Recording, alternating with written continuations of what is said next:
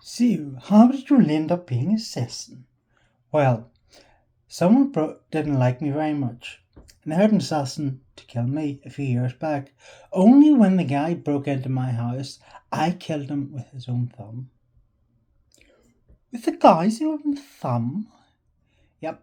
Apparently, the agency apologized to the client and sent another assassin, pro bono, of course. Guess what I did to that guy? You killed him? With his own rib. Jesus! It's a very dark world we live in. I mean, imagine how I felt. I don't want to go around killing people with their own ribs. I don't think it's normal. It's not. And what about the client? Who? The guy who hired the assassin to kill you. Oh, that guy. I cooked him up and I ate him. What? No, I'm just fucking with you. No, we actually worked it all out between us, turned the whole thing round.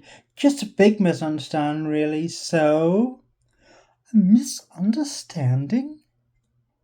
Yep, hearing of the moment thing. You killed a man with his own thumb and chalked the whole thing up as a misunderstanding. Misunderstandings happen, okay? Don't be such a perfectionist all the time. Did you just shoot a cat? No, it was a pigeon.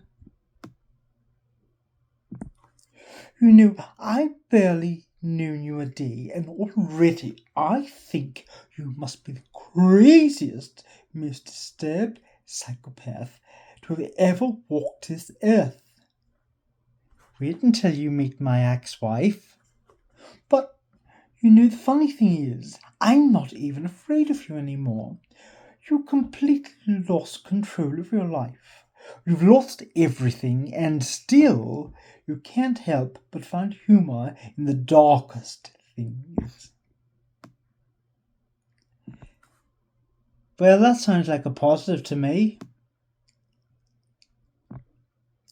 Everything's a joke to you, isn't it?